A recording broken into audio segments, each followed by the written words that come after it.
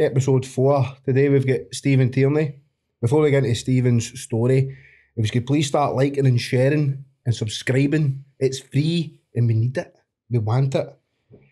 Big shout out to 21 Ecos Construction. That's our main sponsor. Big Tech's veteran owned as well. So I will get stuck into Stephen's story. First came across Tierney on TikTok when you were spreading your word of positivity. Just a wee bit about yourself, a Blantyre boy. If you Blantyre, mate, well, basically my story begins obviously my life leading up to the event.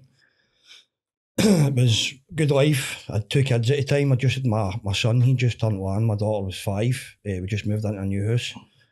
So at that time I was training, doing really well, and I was actually going to get into my first competition for bodybuilding. So I didn't drink or none of that at that time. Done all the usual boy stuff, but getting out the weekends, getting mad weight and all that. It's not as if I was an angel, do you know what I mean? Still done the normal stuff. But I decided to go out that night, but so went out with my mates. Just before I went to the gym now, and I trained my chest. So my chest was solid at that time. And so I went for my night out, got a drink. That turned into a drink, so I was steaming. So after the night finished, we get back down to the train station basically, and I was like to my mate, taxi queue was fucking right out, Queen Street Station. So I can't stand this, man. Standing like that, fucking steaming, do you know what I mean? I was like, I'm going to get there and sit down. So I was like, fuck it, because there, and you've got the doors in the Queen Street Station, so you get in the back end under the wee bit. Aye. And you've got the doors that sit like that. I was like, I'll get in there, I'll right in there, and I fucking actually lay down and fucking went to sleep, didn't I? Fuck's sake. Just full blown went to sleep. And then I basically woke up to a kick to the head. But I was sprung to my feet. So when he's kicked me in the head, I was sprung to my feet. And the lassie jumped on my back. So when she was on my back, he's obviously, I thought he was just punching me, but he stabbed me more in my chest. That's it. Got me a couple of times in the stomach. And then, so I got him down the ground, but when I was trying to get her off, she stabbed me in the back of the ear, right there. And she put her Stanley right down there and just missed my main jugular. So I threw her off and I got him on the ground. And I've turned to get away from the guy, and he's put one right down my back. It was a CDB lockback she got. So about that length, put it right into my back and right down my back. So I've got one on my back about that length. And then he's got me twice in the leg on the way away. Did you know this guy before? No. Just a random attack. Just a random attack? So basically when I went to court and all that, they basically says up in court they're trying to murder me to rob me. That's the police came in and said to my partner at the time, she's like, we don't know how your partner got up for the kick to the head alone, never mind all the wounds he sustained. We don't know how he sustained that. I get run onto George Square. So when I got there, my mate's standing, he's pure chalk white. I was like, fuck's up with you? I says, you fucking ran away and left me. And he's like, mate, have you seen the state? I was like, what are you talking about? And when I looked down, they'd basically cut my t-shirt right off me. And I just seen all the blood. And that's when I just kind of went into a wee bit of a shock. And I've collapsed. But there was an off-duty nurse across the street. And she's ran there and got me. She's got me up and she's getting jackets, putting them. I couldn't remember any of this. Aye. This was all, after I went into shock, it was all blank to me. And it was when I went to see the psychologist and that, and started to think it was regression. And they started, and I can't remember this, the name of the one, the day with the finger and all that. I started EMTR. Started bringing wee things back for me.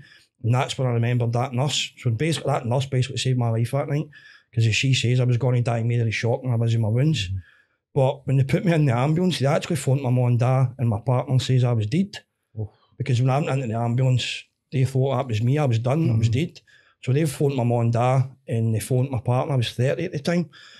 And so they've been told I was dead. So basically when they've come up to see me in the hospital, they thought they were coming up to fucking identify me, do you know what I mean? That was quite a hard thing, but obviously they were more relieved coming in. No, your son's alive. But when they came in, they had to leave me, all the wounds were all left open. Something today would have got to make sure you've no internal bleeding and all that kind of stuff. So everything was all open. So you've got all the muscle and all the wee bits of fat hanging out and all that. So my mum just went chalk white, my partner as well. And they left me like that for maybe, I think it was about 7 hours. And then they came in and stapled me up. But I just wanted out of the place and they just wouldn't let me leave. I'm like, I need to get out of here. The wee nurse, that son, that guy gets stabbed once next door to you and he died. You had got 14 wounds, you need to stay. And I just didn't, I just wanted him in my veins, you know what I mean? I was like, I need to get out of this place, man. But basically, after I got home and all that, I went back to the gym. I think I was in the gym about 2 or 3 weeks after it. Straight back into the gym again, because I've trained all my life, do you know what I mean? That's where I keep my mindset. I go to the gym. If I have a bad day, I'm in the gym. So I went to the gym, and it was just when I was in that day, I was doing a shoulder press. And I've never felt a feeling like this in my life. Something just felt no right in my shoulder. but the wind was on the left. And I get this, it was like a snapping pain right down the back of my shoulder blade. So I was like, this isn't right. And see, within about a matter of weeks, full muscle deterioration on my right side. All the muscles in my shoulder. The only muscle that was still working was my tricep. So basically I went to all the specialists and all that. And so what they do is they put a needle in and hit triggers. Tells you where there's any signal for the brain. And the guy basically tells me, mate, your training life's there, it's done. They've detached all the nerve endings. So there's no signal for your brain to the right side and you'll never get it back. But when I get told something, I've just got a mindset where something just switches in me and I'm like, no, I'm not going to listen to that. I need to do this. That's a good mindset to have that. But even having that mindset, when they took that gym away from me, that's when the problems started. That's when I really realised that obviously there's something not right with me up here. It's called, obviously, you'll know yourselves, fight or flight. And I had the fight part of it. I just became a fucking temper, anger, it consumed me.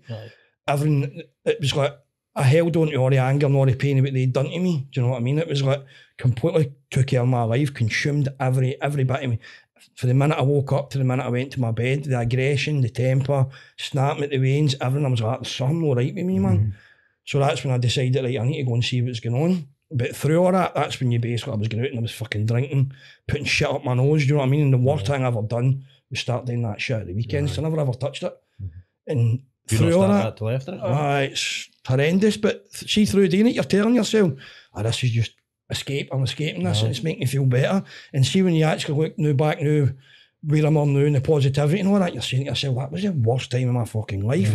Even when I'm sitting down, I'm sitting the cunts I don't know, and fucking like everywhere you're sitting, you've got cunts all sitting in the house and you're just all snorting gear, like that, and it's sitting with folk and like that. Every line I took was horrendous. Every line, I didn't want to be there, but see that way you kept doing it. That's your survival. Basically, so you're just basically trying to, you're escaping reality. Well, you think you're escaping your fucking reality, but you fucking ain't escaping it because it's 10 times worse. Patching out the cracks, isn't it? So basically so after that's because I didn't want to be that guy. So I was still trying to get my shoulder back and all that. But by that time, everything just got so dark for me with my PTSD and that, with the flashbacks, the nightmares. And it didn't help with taking that shit at the weekends and all that, do you know what I mean? It's a depressive, man. It's horrendous, man. So I just became such a negative, dark place. So every morning you wake up, it's there. Do you know what I mean? And it's like, I don't want to be here. And then all the thoughts start coming. And then it's a battle with your mind. Your mind is continually telling you, you're constantly in your head. You're never out it. See, when you lie in your bed at night, it doesn't switch off. It's constantly thought process. It's battling with your thoughts, everything. And it drains the life out of you. But I was still going out and doing 3 and 4 jobs. I was still going out and I was coaching a kids' football team and all that. I was on Drumsagger 2011s at the time. So I was still doing all that. So I was still doing all these things, even though I was in all that pain. And then it was at the weekends when I was making the pain worse. But it got that dark for me. That's when I remember one night I was working with Loomis doing the cash machines. I'd had a bump in the van and so they suspended me for it. And I think that was just the last trigger. So I went out that night with my mate. And I remember, because I'd kept on my tap, because they'd give me amitriptyline, because that was for the pain and trying to help me sleep as well. So for the nerve pain, and that was basically my last straw. So I went out that night, I'd been planning it for weeks. My daughter was going to go and stay with my mum, she was going out to work and things like that. So I'd basically kept all these amitriptyline because I knew if I take them, I'm just going to go to sleep, no wake up. So I came home that night, I'll never forget. I wrote the letter out to my partner, I made a video. And I can just remember taking all the tablets, and then after that was it, because that was my fucking, the bottomless pit for me. That was the end, you know what I mean? And then I remember waking up in hospital. So I woke up in the hospital, and it's, what folk don't believe this, it was like a light when I woke up. So I talk about a God in a way, it's no the way the mainstream narrative is with God going to church or that stuff, it's not that spiritual to me. So I seen someone when I woke up, and then just after that my partner comes in and she tells me she's pregnant with my wee guy, the new Zane, that I do a lot of videos with on TikTok. So then again, there's another sign for me, right? This is where I need to change shit now, this is where I need to make a difference. Don't get me wrong, it wasn't just like, when I came out of that, when I came out of hospital, it was easy. It was a long, hard process to get my mind to the right place, to get to do the right things. Cutting all the negative folk out of my life, all the ones that hang on to you when you're in that negative place. You don't understand when your energy levels are that fucking low. You bring all these low people round about you as well, and they all just hang on to it. Do you not find that, I found that, when you do everything to try and keep your mind occupied, you end up taking hunter's own. Like Aye. you're saying, you have 3 jobs, you had things like Aye, that. I was just constantly all the time. You're burning the candle at both ends. So if you're taking all that on, you need to take that on to keep your mind occupied. Because if you don't, constant. you're in your head. Aye. But when you're taking too much on, you're burning the candle at both ends. You're going to end up at a low. So it's just a big cycle. It's a vicious cycle. I was never in the house. I was one. I'm still like that now, but in a lot better place. But as you say, it was just consistently. I was out. In fact, it was 4 jobs I was doing at the time. I was finishing one job, going out and doing deliveries, and then I'd finish my deliveries, and then I would do the job I'm in now. At the weekends, I was going out and doing earthing assistant on the railway. Right. So that was got my back door into the railway, and then I was driving the bus for the Rangers bus. So I was doing that as well. Right. And then obviously doing the kids' football and everything, and then I was just never in the house. But as you say, you're just burning the candle, and then it just gets to a point where you can't burn anymore. Aye. The light just goes out. Do you know what I mean? Mate, You know so what? far. No, I was wanting to know, let's see, obviously it gets to a point where, can you remember in your head where you've went for, fuck, this is a lot of pain I'm in, like fucking trauma and that, to, I'm going to kill myself? Like, can you remember the train of thought and that? For, Aye, I can remember. It just got to that place, and as I says, the gear never helped.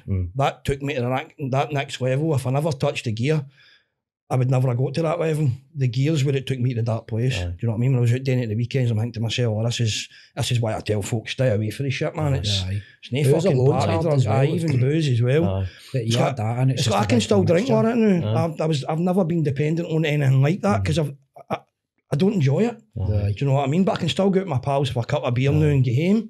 Do you know what I mean? So I'm all right in that extent, but I even don't do that anymore. I'll just go out and I don't drink. Mate, sometimes Because it's like I've been in like kind of bad places and that, and you go out for blowouts and you end up in the gear for like a full weekend, and it's cause it, for me, it takes you a feeling like kind of higherness, but you need to remember with every up there's a down as every well, so up the next there's day downs, you're right down the fucking... Aye, because it takes you into your own head as well. Aye. No matter if you're in a good heat space, if you're on cocaine, whatever the fuck they're putting in it now, it takes you into a bad heat space. Aye, I don't care what anybody says. You're out of the game for about a week with that Colombian cold, man. As It's soon as just- you're taking wow. that, and then the next 3-4 days, you're just lying depressed out your fucking nut, Anxiety. fear to check your phone. Do you know what I mean? It's like, you just don't want to move. Fear to check your bank account, man. You spent so See, much money. I think by watching some of the videos you've been posting, I think you're helping. Just by somebody I spoke to today, telling you were coming on, you've shown that obviously what happened to you is traumatic, it's horrific, but the main trauma is what follies is you trying to rebuild yourself. That is traumatic.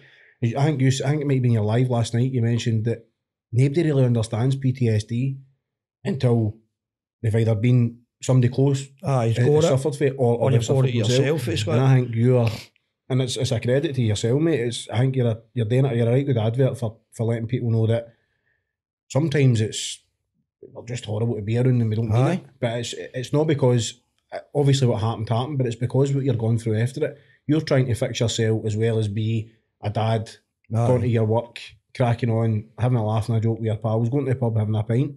And I think you're getting that message out there. I've watched a couple of videos recently and I thought, I get it.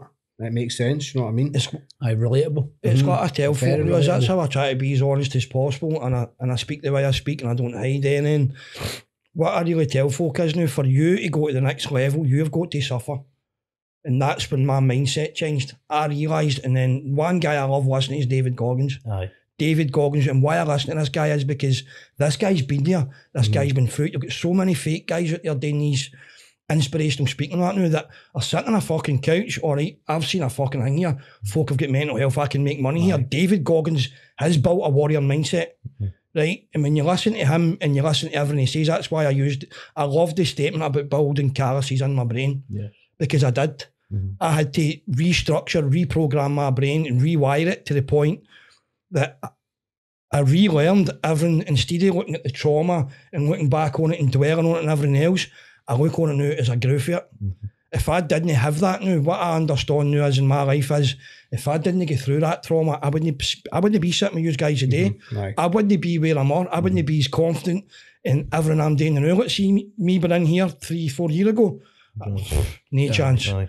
I would have no confidence at all doing this. See, you come across to me as a confident person, but I think that's, talking to you now, I can see it's because you've got to be now, aren't you? I've got to be, because I've had to it's got now, I push myself now that far now, when it's got, when I got offered this, I am taking it, but I've still had that wee bit of doubt there. So I was like, I am taking this, I'm going to go and do it, because I love that feeling now. I love the feeling where I feel uncomfortable and I'm going to push through it, because I've got to push through the things to become better, to evolve, to grow, everything. And it was we listening to David Goggins and things like that.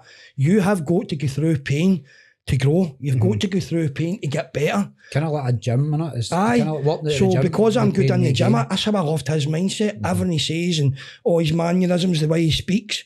So I mean, that guy was running on fucking 2 bad knees, 240 mile, and his 2 knees are shot. And then he went and done another 200-mile run a day later.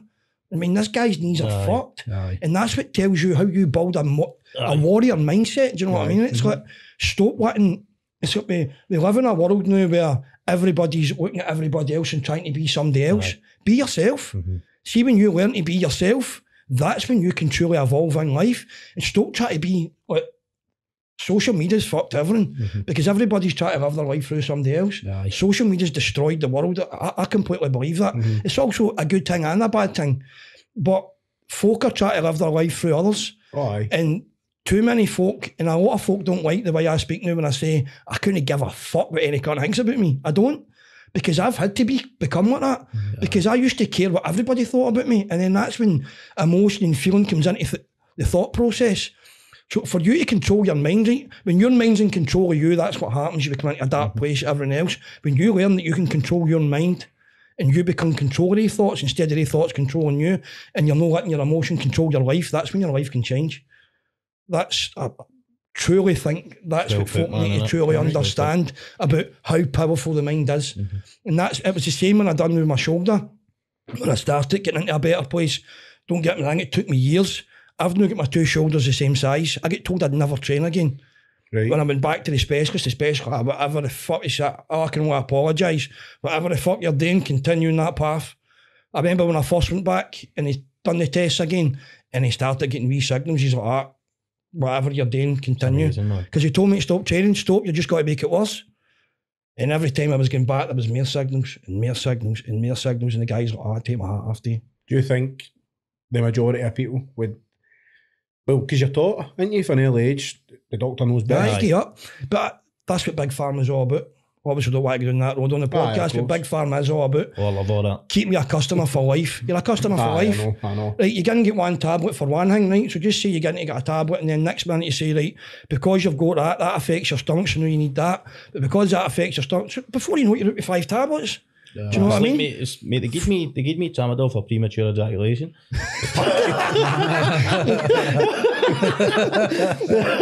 Oh, for fuck's sake. No, but see what they're saying about David Goggins? That's the guy I can relate with. Before you start blabbering here, I need all the way up my car here. You've been on about his t-shirt. Fuck's that t-shirt. Oh, fuck, Why do you love God? Because I just feel as if I've not been treating like lasses with respect. With the premature ejaculation. No, I didn't mean that. I take that back. I'll get Paul to cut that off. But I just feel as if these beautiful creatures should be treated with a wee bit more respect. And you think about Mark bringing that, and I always get 2 songs sung at us when I was younger. One of them was Michael Finnegan, Herding's Chinnigan. That came through. The other one was Geordie Pordy, Kiss the Girls and Made Them Cry, because I ghosted them and got to fuck. So I've not, in my DNA, that's where it's been, and I just thought I need to start being a better person. How is the dating life going? Just because, I mean, we spent Saturday way and we're fucking scarred, aren't we? No, listen. You were singing Geordie Pordy Piddly Pay. Guess the girls that made them gay. No, not even spaghetti straight into its wet. No, I'm started seeing somebody and I think I'm just going in the right direction. I was quieting down and Tinder's a thing of the past. And so her name's not God, is it? What? Her name's not God. No, it's Dog. Backwards. Right. No, it's not. Just call it Dog. Fuck hell, mate. So everybody take up God. He's the next best thing. Sound of the summer. 85 for inches. Sound of the summer. Fucking Greenfields. No, before Jordan gave us his insight and his new fucking life. His newfound religion. Tierney, see, obviously, nobody wants bad to happen to him, whether it's whatever, but it's hard to word this, but not regret, but would you change what's happened? Because the person I see in front of me I wouldn't change what's happened. No. Where I've got to in my life now, as you can see, the biggest thing I done was we forgive them. When I held on to the hatred and the anger and everything that consumed me, and see when I truly get better and I actually forgave them, that's when I became far more stronger in my mindset. Have you spoke to these people? No. Would you? Aye. Do you think they would speak to you? I think they'd be too scared to. Because you're quite an imposing figure, man, aren't you? But not even build as well. It's you've got a personality where you can tell you don't really care for negativity. No, you can see it's just What positive. would you say to them if you met them face to face? Just ask them why.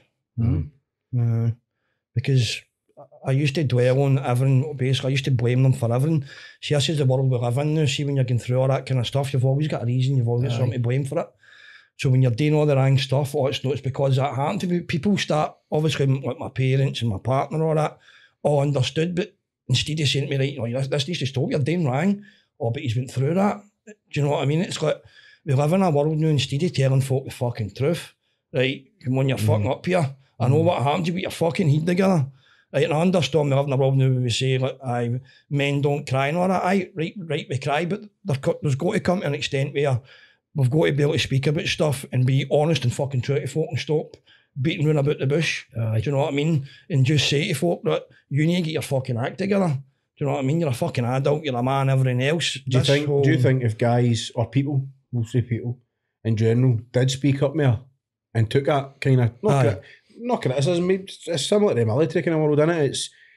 It's just a way of putting your arm around somebody without saying, look, mum will get it going. Do you think it's because people don't talk? It's because people don't talk, but see when it's what I call it the ripple effect. I love the whole thing to do with the ripple effect, right? So when you drop a stain into water, you get the ripples. So if you're pushing out negative energy all the time, that's affecting everybody around about you, and it's bringing the negative towards you as well, because whatever you put into this universe, you bring it back in abundance. Like karma. So if you're consistently putting positivity out, look at me now, I'm sitting in this podcast with you guys. This is one thing I would never in my wildest dreams thought I'd be doing now, do you know what I mean? And this is all, I've got people, there you go, I met a guy in the gym, right? I just want to apologise to him because I was like, mate, I've got this podcast, I'm in here to train, get my head clear. And the boys, I love your videos, and so I just want to apologise, and if you're watching, when you watch this, mate, to say sorry, but hit me a DM and I'll speak to you through there. Do you feel, can you feel the fact that you're helping people? Aye, I feel it now. I'm seeing it more now. This is why, because I was getting all the trolls, and I used to like playing with them, just kidding with them, but I always give them positivity back.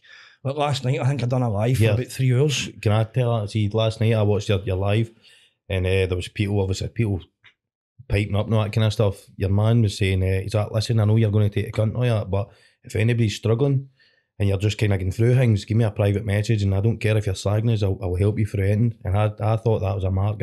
I genuinely it's where it's going to be, but because I'd been on so long, my energy levels were starting to drop, and I've still got that wee angry guy there. Again, the wee angry guy was still there.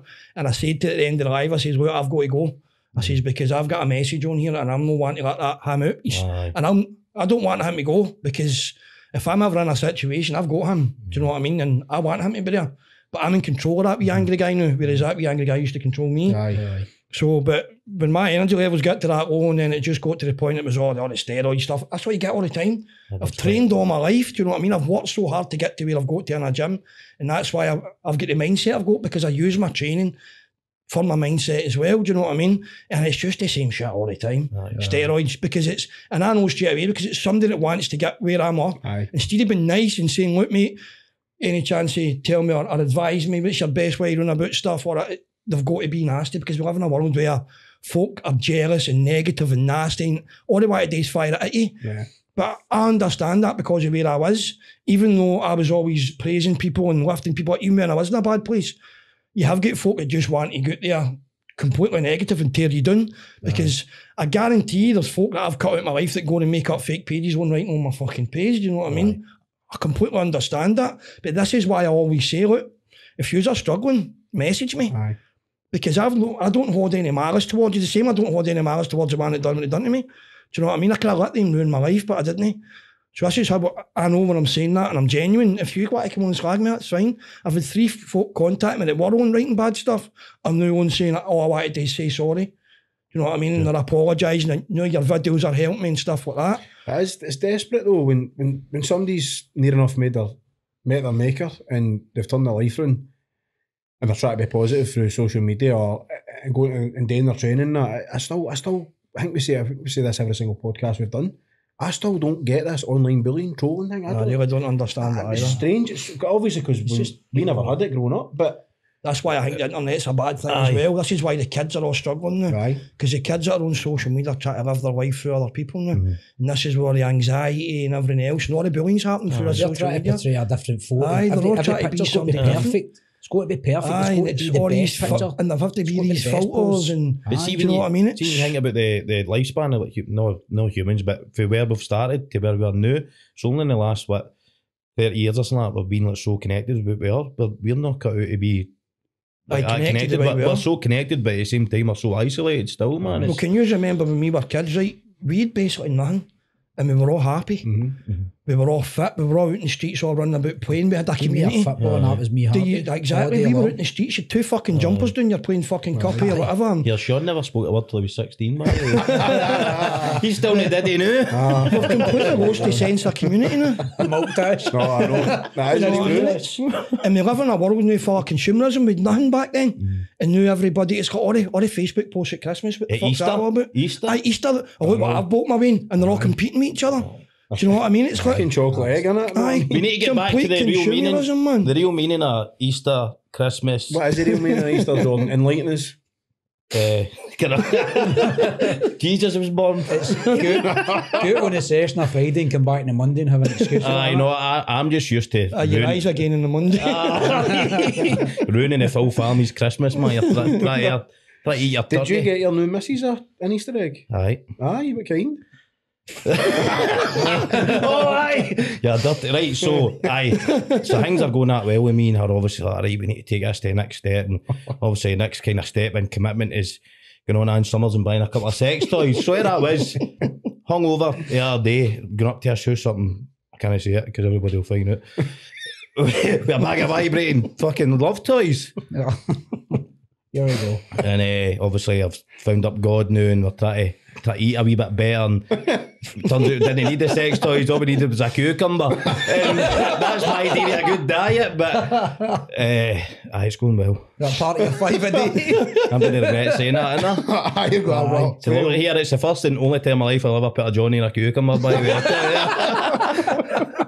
Oh, bro! Fuck's sake! You see, when you thought you went through some dark times, Tierney, this is a different level, mate. Aye. Every day we get Jordan. He is a different level. He is a different level. What have I done it? Well, aye, that was a short-lived fucking relationship. Anyway, I think you better start your Tinder profile. Completed it. His Tinder profile was you sitting in here, wasn't it? Aye, that's it. Did you? That was the one he was doing the podcast someday at the Goat Stick. That's that was me. You remember me talking about wanking a guy, or no? For a taxi fare, eh? That story grows arms and legs, apparently. I know the real story, that's the drama. Real Dory. What did he? Right, anyway, but really not, man. Aye, where was I? Aye, positivity. That's where I was going. Before we get talking about love eggs and that. I've got a question for you. See when you were going through like the healing process, and you were going through like everything going in your head, the EMDR you were talking about. Aye. See when you've done that, it sends you back on a journey, doesn't it? It's freakish, man. Where it sends it's scary. You find things in there that you. Aye, that's what I mean. It's like I couldn't remember that nurse coming there and putting getting jackets right. I need to keep him warm because they took the jumper right off me, and that's when I was doing the EMDR. It's freaky as fuck, man. It's back to you and you're like, that's how when I speak to folk and when I sit and say PTSD is not mental health. PTSD, I class it as a space and time continuum because you're getting back in fucking time. I don't care what anybody says. As usual, know when you have an episode or you get into one, you're fucking back where you are. Aye. There's no ifs and no buts about it. Feel the heat. You're fucking there. Mm-hmm. Do you know what I mean? So to me, it's no mental health. You're getting back in fucking time. Aye. Do you know what I mean? It helped me process my PTSD better with thinking like that because then you're not thinking it as a mental health and you're not fucking constantly putting pressure on yourself. And the way I get told about it was like, it's like doors. Aye. You open that door and there's a situation right there. Mm-hmm. You can close it. Mm-hmm.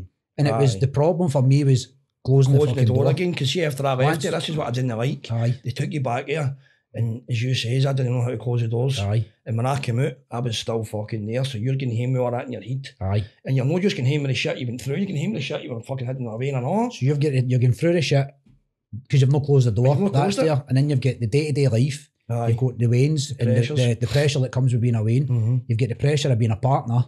You get the pressure of being a workie. It's horrendous. And it man. just all gets on top of you, and that's when all the fucking tablets kick in. You're like, oh, Have you ever seen that study they've done unbelievable. with, I think it was with soldiers, like going to war and coming back, and obviously like PTSD and that, we're saying it's not just a mental health thing. See the dramatic kind of aging that you see on their face, all your cells and that start to deteriorate. So it's a physical thing as well, isn't it? When I was going through it, I mean, I've actually, I look younger now than I was years ago because when I was going through my worst of PTSD, as you say, I looked fucking terrible. Aye. I did. A pure aged fucking all that. There was a You picture you I'd look seen about bad, it. man. It was a guy. I think it was the first or the Second World War, and it showed you a picture. It was a Polish soldier. Showed you a picture of him before the war started, and it shows you a picture of him after the war. And I'm not exaggerating. He must have aged about 40 years. Everything. He just looked. See, if you picture depression, that was that guy. He just looked terrible. Fucked.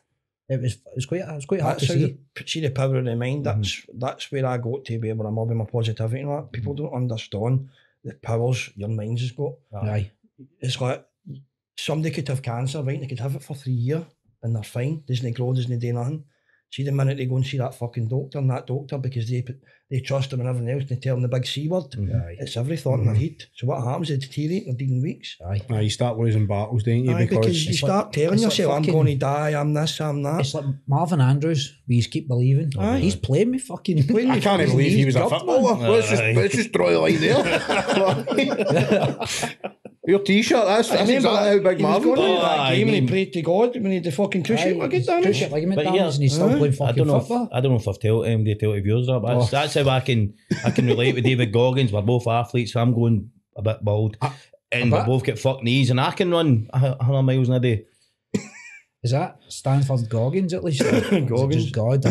Or is Goggins God? Goggins. I don't know, mate, it actually feels like a boob tube, man. He didn't have enough money to get the Goggins.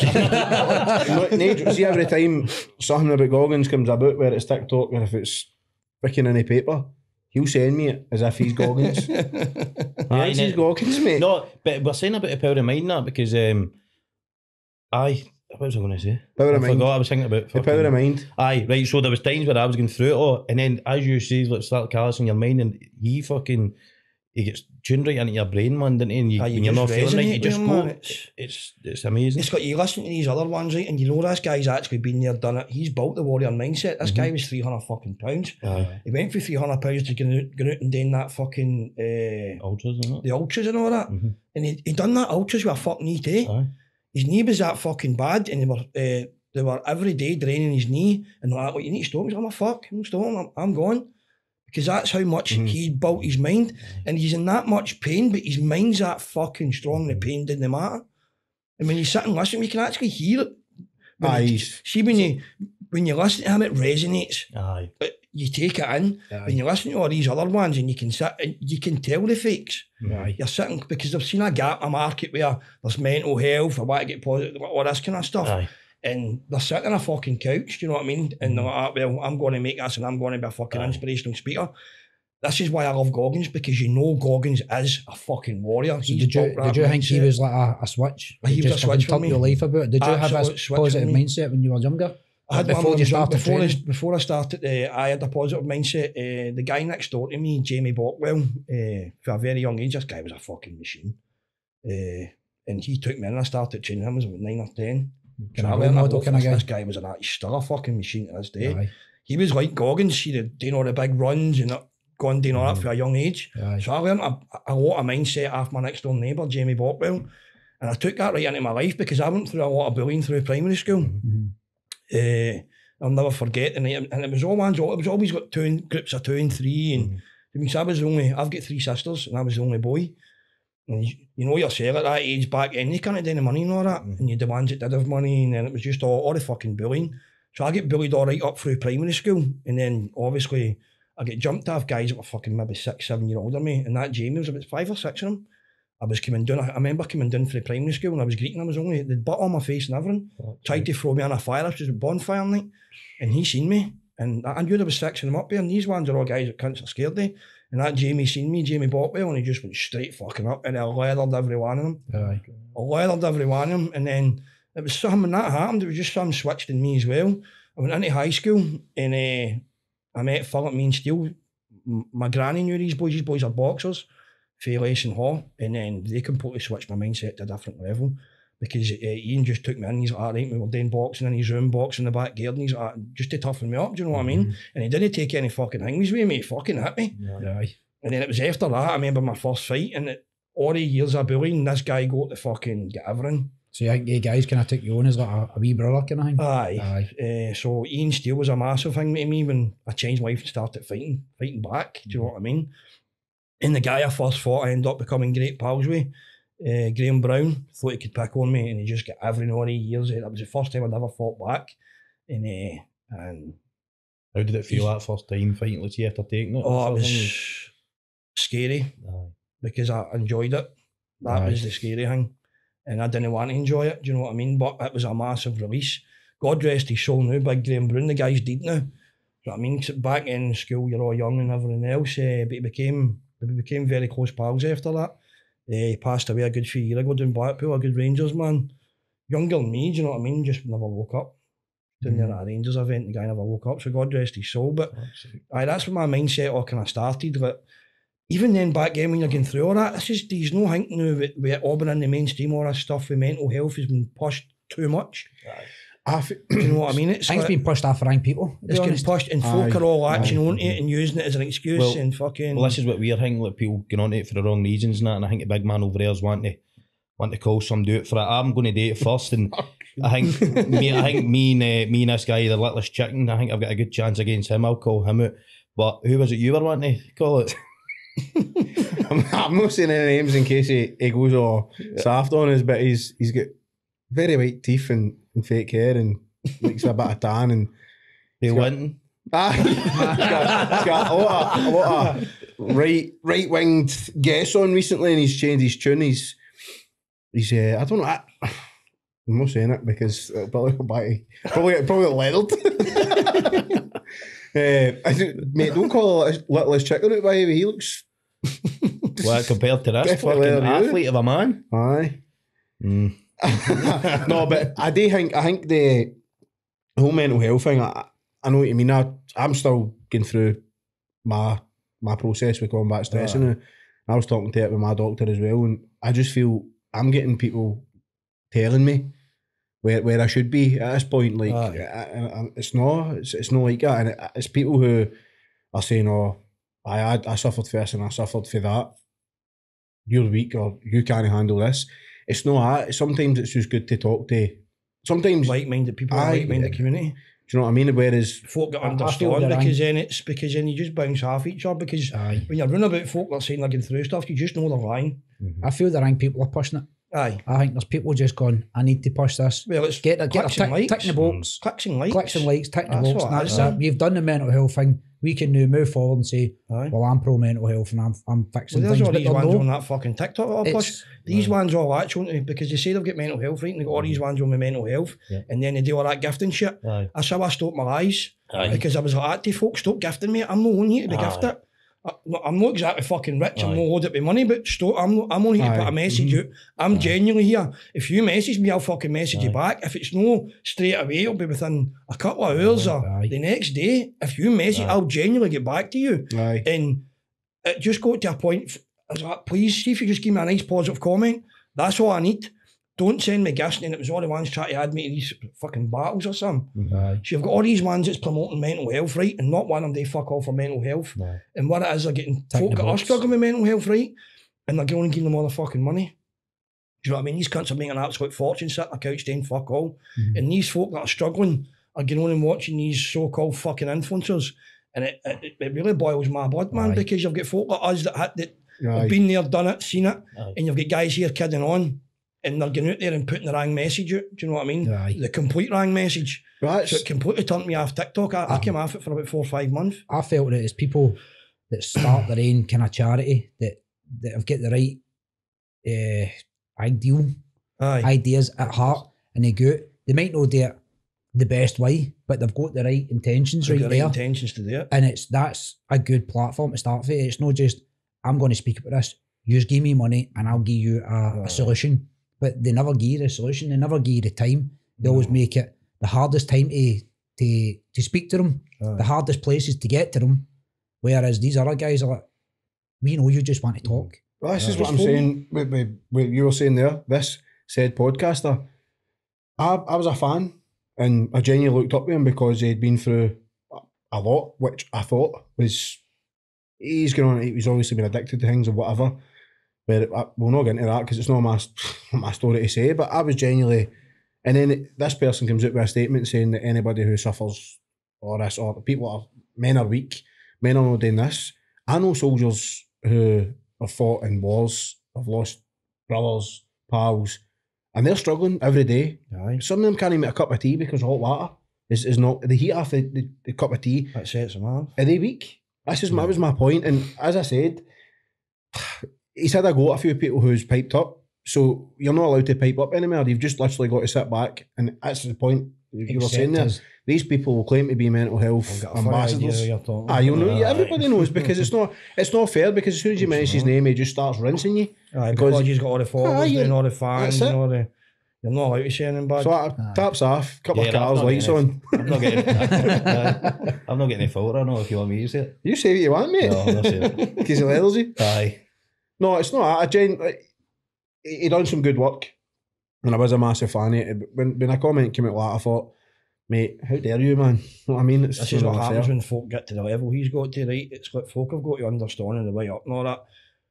He's went up, he's been humble on the way up, and then when he's got to a certain level now with the stardom, the fame and everything else, it gets to their head. And it really has got to his head. It really has this time now. And it's like, that's what that David Goggins says when you're going through all this and you're on your way up. You cut this negative people out of your life, but you've got to remember the ones that are way in the way up as well.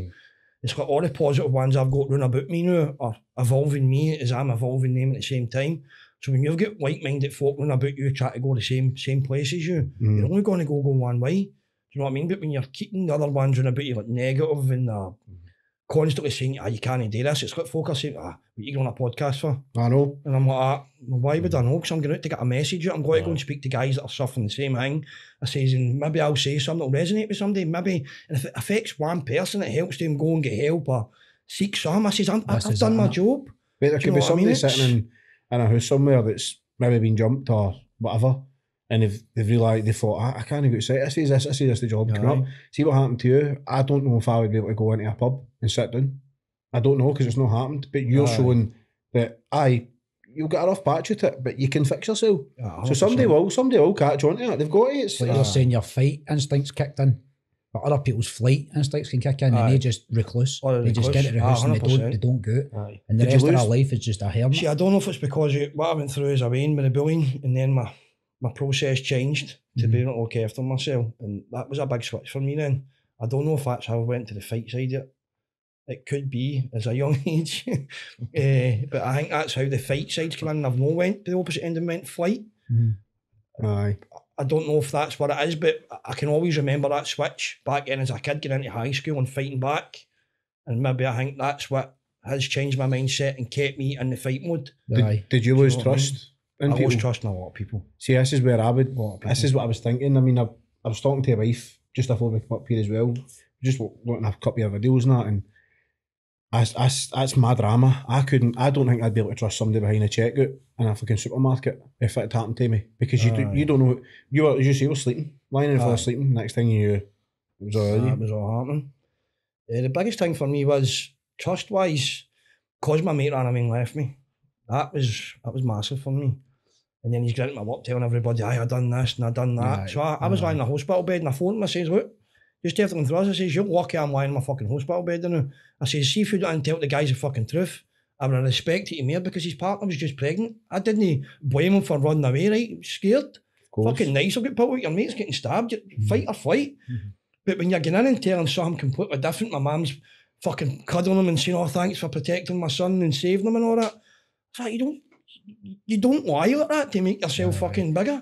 I says, I would hold more respect for you. Get in and just telling yourself, what, I shat myself, I ran away. I says, and then, because I'll defend you then. But when you're getting in there and making yourself like this, the big I am and everything after it's just happened to me, I says, you've just completely, and then, but all the guys already knew, because a lot of the guys in my work at the time had already spoke to like my partner and they'd spoke, well, they hadn't spoke to me yet, but they knew he was lying. And two of the guys were in a motorroom one day, were going to take him away up. I says, don't, just fucking leave it. I says, it doesn't need to go to that extreme. I says, have a word with him. I says, but leave it at that. Because I was driving the buses at the time for Parks. So we all used to get in motors together and we'd head into the Buchanan bus station together. So he's getting the motor with two of my mates, one of my best pals, and he's sitting lying to my best pal, you know what I mean? Yeah. And that's when they thought, right, we'll just take this wee cut up the fucking back road. See, that would talk, wouldn't it? That would talk. It did talk. That's when I lost trust in a lot of mates as well. Right. I really did distrust a lot of people. I did start becoming a recluse as well. I started shutting myself off quite a bit. But I was always dead, what am I mother now, dead outgoing. I was always out talking to people. I was always happy, everything else as well. I started withdrawing bit by bit. It wasn't like instant, but it just became, the more my headspace got worse, the more I became a recluse. And I started shutting myself off for more and more people. Aye. Do you know what I mean? And then the same with my partner, one, I'd love to mention her on here. She stuck by me through my worst. She right through the darkest of times. Anybody would have left. 100% anybody would have left me. I've been with her 19 years now, I've got 3 kids. And we did split up there. We were split for about a year there. But I really do think I needed that time. Right. When I was away from her, I needed that time to go and understand as well. Obviously, I was in a new phase of my life and everything else, and I was cutting negative out, but you've got to be very careful as well with your loved ones and all that. Who you cut out. Do you know what I mean? I can relate to that. But it so just much, got man. to the point we were arguing all the time. It was in front of the veins. It was like, we didn't fall out or anything bad. It was just, and I thought, right, I'm not wanting to get into this space now. I've got to draw away from this. Right. And I truly believe I needed that time away from her to understand I could do everything myself. Right. Because she's always done it all for me. And it wasn't out of badness. It's like because she was always my support when I was going through it at night, going through my fucking nightmares at night. She's holding me at night, like fucking holding me when I'm trying to fight and punch and fucking. Mate, she was there. How Do you know much what I I'm mean? relating to this right now? Do you know what I mean? So she held me through it all and all that, but I had to understand I had to be able to do it myself. Right. Do you know what I mean? And it's not in a bad way. It's like when I went and I moved into the flat, it was a scatter flat I'd moved into. And I had to truly understand that I could go and do it myself. Right. And it was neat. I was always running about her in the veins when I was away. It's not as if I was away and we were together and things like that. But I had to really go and understand that I know it sounds bad that I didn't need her. Do you know what I mean? To find out what I It's needed not to do in that my you didn't need her. relationship. You needed yourself. I needed myself. You and needed you. what folk have got to understand is as well when you're going through these journeys, stop worrying about every cunt else. Aye. It's got to be you, number one, 100%. Everything's got to be put into you. When you're trying to change your life, and you shouldn't be doing it for other people. Aye. It's got to be you. If you don't understand it 100%, you've got to change yourself. The same as well when folk are like going through addiction and all that, and they've always got something to blame. And I truly believe when they can turn around and understand that they're the problem, that's when they can make change. Aye. When they accept, right, I'm the problem here. It's not like this one, what happened to me back then, and we've all done it. Like, we wouldn't get pissed. Why? Because I got stabbed. You know what I mean? Aye. There's always an excuse. You've got so many excuses, but no answers. Aye. And until you can truly understand that, and then you can turn around and say to yourself 100%, right, I need to do this for me. And I'm the best dad ever. I love my kids. I'm an amazing partner, but I've got to be harsh here. And I've got to do this for myself. Aye. Do you know what I mean? And I know it sounds horrible and everything else, but if you never took that time for yourself, it'd always be there. Aye, I don't know if I could do this. I don't know if I could Aye, do because this. I would always had that wee bit of niggling. doubt there thinking, am I going to need to have her there as that support And network for me all the time? It's horrible because although you love these people, Aye. it's horrible pushing them away. And when you've pushed them away, It's scary because I could have done wasn't the that. nicest of people. She could maybe not want to be with me again, do you know what I mean? Exactly, aye. But I had to do it. Mm. It was that much, I had to do it. We had this Do you know chat, what I mean? like, I know you'll not mind talking about it, but what was this? About half a year ago? 6 months ago? Longer than See, that. what you've just said there, the last couple of minutes of chatting, that's what I was trying to say to you. I'm shite with words. Basically, you are You lost. just lived it, you just told my whole Exactly. story there. That's But a year ago, what he's you told say my whole there, story. see if I could have said what you say that, well, that's what I was trying to say to him 6 months ago, but probably come out like, "But I go for a cheeseburger or something." No, I mean, I like gravy. for some reason, I'm a fat goth that drinks gravy. What else am I? Fat. Are you Golf. horny? Are you horny? Because I'm fucking back. Get Tinder downloaded again, I'm back. Fuck God. Who's that you love now? What? Who's that you love? Sluts? I thought it said the snuts. No, that was short lived, man. That was boring as fuck. I'm never been back that path again. Is God bombed? What? God bombed it. Aye, back in Tinder, completed it anyway, but I'm back on it. Cucumbers and eggs, man. Unfertilised eggs. Yeah, I was fucking roasted with 2 t-shirts on there, man. I couldn't breathe. Is that only 2 you had on? I thought black was slimming, obviously not. I thought I was at Michelin man sitting there. I forget what I was going to say now. Coping mechanisms. Apart from the gym, I mean, Gym's a massive one for me, but the other ones was, see when I was having like the whole thing with your brain that's going through things, right, what I've learned and discovering about my brain, and I'm learning every day, and I'm constantly learning and evolving, always trying to learn new things. When I was, obviously when you're sitting, it's like, when you're having an episode or you're having a flashback or something like that, I used to put an elastic band in my wrist, right, and I used to pull it as hard as I couldn't hit it, because it's an electric shock, and then it just totally triggers the brain and stops it from being where it was. And it's just wee simple things like that. Like when I was going through and learning how to obviously find ways and means of getting out of the situation I was in. Obviously, when you get back into them, it's learning that you're actually not there, telling yourself, because your brain's telling you. When you let your brain control you and control your thoughts, that's where the problems lie. When you can understand that it's you that's in control of your brain and you control your thoughts, right? So when these thoughts come into your mind, it's all about saying, no, that's not real, that's not happening. And it was just wee things like that. And it's like, when I was having a bad one, I think of my kids. Kids were massive to me. I remember after I got stabbed, because my wee boy was just born, always wanted a wee boy, Stephen, he's 11 now. And I remember sitting greeting in the hospital bed. I just wanted to win. I just wanted him, and that's when the nurse was like, "No, son, you're not going anywhere. You're lying with fucking all these holes on you." Do you know what I mean? I was like, I just kept greeting for the win. So that's how she phoned to get my partner and all that. And well, I think he's really struggling. I think you need to come in and, because they let her come back in again. And that was massive for me. See, thinking my kids, just thinking, it's like people dwell on all the stuff that's bad, right? So it's like I say to folk when I wake up in the morning now, so you know yourself when you wake up, dark thoughts, everything, it's all there. So every morning I wake up and I open my eyes now, it's a gift. As soon as I open my eyes now, I know I've got another day to go and do something to achieve, to help somebody, to go out and evolve my life, spend time with my kids, because the thing we don't understand about this life is time. We've not got much time. Aye. So why not put as much into your life as you possibly can and make a difference in this fucking world instead of all the negative and all the nasty and everything else. So the biggest thing for me is wake up in the morning, and you know when you're in the army, you make your bed. Why make your bed? Because you make your bed because that's a task complete. So the folk that are struggling to do tasks and everything else, go up, make your bed in the morning. And then even if you've got a bad day, you can help me, I made bed at night. Do you know what I mean? Right, but we start doing one task, it's just wee things like this that program the brain differently. So before you know it, you've done your bed, then you get up and you go down the stairs and there's dishes in the sink.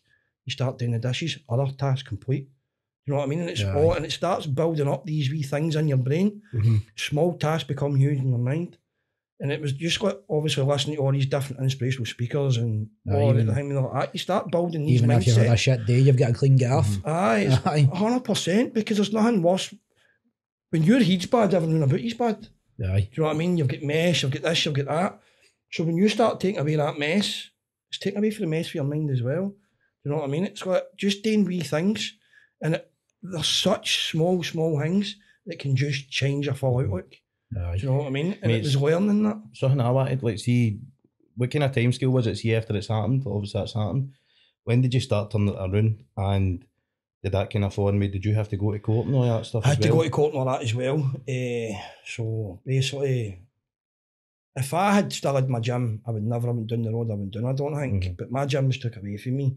And that's when I went down and started drinking, and the fucking mindset trapped, the negativity, all that kind of stuff. Get in with the wrong crowds, doing the wrong things.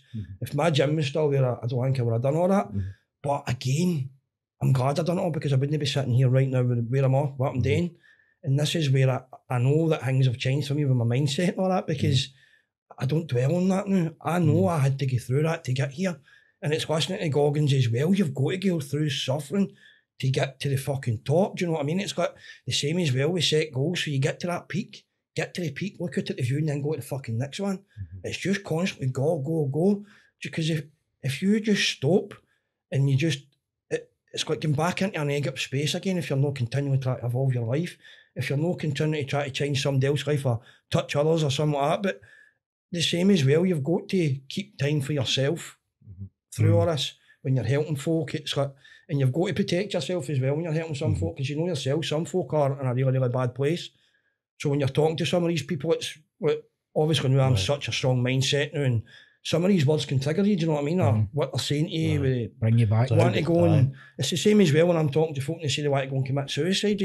I've got no power of that. So when I first started helping people, I used to hold that, and I'm going to myself, right, maybe I shouldn't be helping folk here, because I'm again, feelings comes into it. You take it all in. You take it on, your feelings are coming into play. But now I completely understand if I'm helping somebody, I can't make them make that decision to do it or not. And if they do it, I know it sounds bad, but I couldn't have stopped that. I did try and help, but I'm not going to hold that pain and say to myself, right, that's my fault, because it wasn't my fault. And that's when I really started to say, right, now I know I understand now I can help people, because I'm not holding on to that anymore. And that's when I started, obviously, now when folk contact me, I'm getting messages daily all the time saying to me, look, when I did disappear for the 4 months, I got a major up my stomach done there. Couldn't train, so my mindset was still good, kept my mindset strong, but you still get that dip. I went, like, I'm just staying off social media things. I can't go to the gym, do stuff for the kids, keep myself upbeat, keep myself doing all the wee things I was doing, all the things I'd put in place. So I was fine, but my mood was dropping a wee bit. And then it was like, as soon as I was ready, I was back in the gym. But I'm more sensible now, because I'd have been back a lot sooner if I didn't have a mindset now I could get in here and completely be stupid and get in fucking injure myself straight away. Because the operation I'd done was major. It's called a Nissan fundoplication. I had a hole in my sarcophagus and I had a hiatus hernia. So they had to remove the hernia and use my stomach to create a new sarcophagus. So they've got to move all your organs and all that about. So as a major op, my stomach was all bruised to fuck. I was out the next day and the woman's like, right, you can't train for at least fucking 3-4 months. I'll be back in the gym in a month. She's looking at me going, why am I? And I went, I will, because I've got that mindset, do you know what I mean? And then I'm going to myself. And then after I get home, I'm going to myself, I'm not going to be back in the gym in 3-4 months. I'm going to wait. I'm going to, because I know I'm struggling now because I'm not training. And that's where I know I've changed. I went, I could get back in here and I can put myself out for fucking a year. I says, I'm just going to listen to them. And I'm going to get back when I'm ready. So I just kept going out wee walks, getting into nature. I love doing cold water therapy. Cold water therapy is amazing. Well, we've always said that nature is the best healer. That is the best place to go. See, when you're, one of the biggest things for me was grounding. Do you know what grounding is? Aye. Bare feet in the grass, right? Because it goes away, it takes all the way, I believe it does, takes all the toxins out, takes all the swelling out the body, clears the mindset. Same as well, meditations, negative cord cutting. I do a lot of meditations and that as well. I do a lot of spiritual stuff now. I've got stuff, black obsidian I wear, keeps away negative thoughts. Is that the bracelets? Aye, black obsidian. Aye. So all that kind of stuff. So I looked into all the crystals and that. I've got a spiritual family, but I never tapped into it. My wee sister, my mum and all, it's Reiki Masters. Do you know what I mean? Every time I went to see a spiritualist and that, they were always telling me, is that what you've got gifts? Healing stones and all that? Aye, all the healing stones and all that. And I truly believe that stuff's just next level, because why do you think the mainstream media chastisises it and never speaks about it? Aye. Because it's all to do with planet Earth. Your crystals are all coming to the planet. Do you know what I mean? When you go up and you can stand your feet in the grass and you go up and one of the things that's a big thing I learnt was see if you go up and just stand and hold a tree. Trees are full of knowledge. How long have trees stood? It helps settle the mind. Don't, mate, because I'll watch something on YouTube, mate, and I'll phone him at like 3 in the morning. As soon as I retire, I'm going to be smoking bushes. Mate. Fucking nature's brilliant. See, like, I don't know, man. I'll listen to anything. If there's a conspiracy, I'm on it. And I'm into it. And I'm into all my conspiracies, man. See the new, man, I'm just like that. Right, there's got to be fucking how many something. Conspiracies, but before it becomes mathematically impossible, we haven't. It's not flat. It's not flat. You're a flat earther? The world's flat. No. No. Right. See, Steve watches this out in football, doesn't he? Oh, man. Yeah, but you know, like one It's thing I not will flat. say, you ever seen that video where the guy tries to prove it Earth is flat? It's a and he donut. comes- Do you want to know why my It's a reason I say donut. it's... It is. Do you want to know why the reason I say it's flat? Because the main narrative tells me it's a fucking circle. Aye. That's the only reason It's a I'm argue donut. against it. Put it out the window, it's See, a have you donut. seen the old map? They Telling show you the old Aye. map that's got the rings. Mm-hmm. That's the one you're talking about, innit? Aye. But it's still flat as the rings, though. Aye. You know what I mean? I know what you mean, but I'm There's going to ice go with, walls I and like, that, I Because like you're donut. talking about the ice wall one, you're talking Aye. about the actual real map that was put out in every country, and they just hide it. But see if that was true, right? Speed of light. How fast is speed of light? Like me doing 100 metre. Rapid, isn't it? I'm rapid. So doing if the 100 sun metre. comes up in the east 100 metre cheeseburger. and it sets in the west, surely that's all day for everybody. You're not going to be nighttime The out there moon's a because spaceship. How's a boat not hit this big block of ice and all? This freaks me out, man. No, but the big wall of ice, right? I truly believe in that. I don't know if you see if you go and buy a Roku stick. I've heard that. Buy Roku stick. And that's where get aliens are rumble. fed the other side of the ice. Aye. What's the No, there's so much. Aliens are for that side of the ice. No, there's Well, so there's much a film more. about it, but No, is there's it? so much The more thing? Earth. Like, there are Aye. many bodies, animals we've never knew about. There's meant to still be fucking dinosaurs and fucking all sorts. Well, Air the other side of that Earth. Air the other side of the ice. That's This like is why you challenge got all for me these going shag films, people for The other land side of the ice. unknown and all Aye. that. Because they tell you in films to mock you. Aye. All the fucking stuff through film is to mock you. Look at all the shit you see in films now that's actually happening. Aye. What, The zombies Twin and Towers that? falling and fucking... I look at the shit they're bringing out. The CDC put a zombie fucking warning out. I'm just. I think that's where that alarm is on your phone. The zombies are coming to get to that side of the ice Well, wall. it's fucking hundreds Jordan's, of Jordan's downloaded Tinder again. But what are we going to do? Right, there's aliens and that, right? That sound. Can't believe I'm fucking going here again. Right? But what if they're like aliens as in like Alien versus Predator and they're lying motherfuckers? What, with a big fucking fanny Aye, face? but that, then, like, eats but the what ice if right away? Predator's real and then this big fucking 12-foot guy comes in black? I'm reading a good book fucking now. I can't remember the name of it, but it's basically telling you everything that's going on in the world. They know all the fractions of aliens, like the Greys, the Draconians, lizards, all that. And this woman's a spiritualist and she's pretty well renowned and well known. I've got the book out in the van. I was reading it today, and it's frightening when you see when your eyes are open Aye. and you're not on the mainstream narrative. It's amazing when you read this. You're going to yourself, hold on a minute. These ones you see with the fucking eyes going and all that. Aye, the shapes. What the Aye. fuck, man? I mean, They're you can't on hide that. YouTube. Hey, that's not a fucking. Do you know what I I mean? don't know, man. It's Would you fucking. not believe in aliens? Oh, I believe in aliens, aye, but see, like we green men, no. A alien life form, the plants are alive. No, but I these- believe that there's What going to be a plant on another planet Jeez, that's there's people, growing, mate. living. That's an alien. There's That's an things, alien. man. Not for There's, this there's planet, it's an things with alien. their own languages and that. There's got to be like, look at them idiots down there. Look at the state of them. There's got to be, mate. Can't believe I'm fucking doing this, man. I'm going to sleep for about a week now, man. We'll get you a tin hat next time. It's amazing. You Come try here to with say the they're not real? tinfoil, wrapped around the You're heat. saying aliens on the real? No, it would be, mate, it would be It's ignorant. amazing how It would they be say all the ignorant. ones with PTSD and that are actually more switched onto the world than everybody else is Aye. because we see it different. You're better at analysing things, aren't Aye. you? No, I Seen watched the it thing before. about the pyramids. Many Because your times have I mind's told you about processing it. so Aye, much aye. more differently. Aye, $1,000,000. Go on YouTube and just type in aliens, pyramids. I don't know what it's Look called. at that fucking Joe Biden. Or he is an alien. Oh my God. Aye. Did He's you a see that fucking one? He was in sex pest, Ireland and he that touched his neck and the mask came up. He's a Aye. mad freak. Here, I'll tell you, son, his fucking he's actual weed sniffer. my ancestor. Wait, this will be good. What? No, Joe Biden's actual my ancestor. No, he's not my ancestor. He's still living. Did he get you a t-shirt? No, he didn't. No, his mom's name's Jean Finnegan. Obviously, my second name's Finnegan. So, He's a relative. aye, that's what I was Mate, like. go and fucking Google him. He sniffs wains. He's He a does. fucking He's a creepy pure bastard. paedophile. Man. He's a pedo. He's a fucking big wain sniffer. Gunshot pedo. That's what Aye, they say. They you're fucking fucking sniff guns. their prey before they fucking hang with them. Aye. See the man, what that Dalai Lama? Aye, suck Yeah. my tongue. Yeah, but that's what they always say. God's got to bring everything to light. Look at all this shit we see the world stage, you know. I know. It's It's in a it. We're seeing it, but other folk don't. They say, well, I don't know what you're talking about. Aye. Look at all this shit with LGBTQ rights. See, I've got no problem with folk like that, right? QRSTXYZ.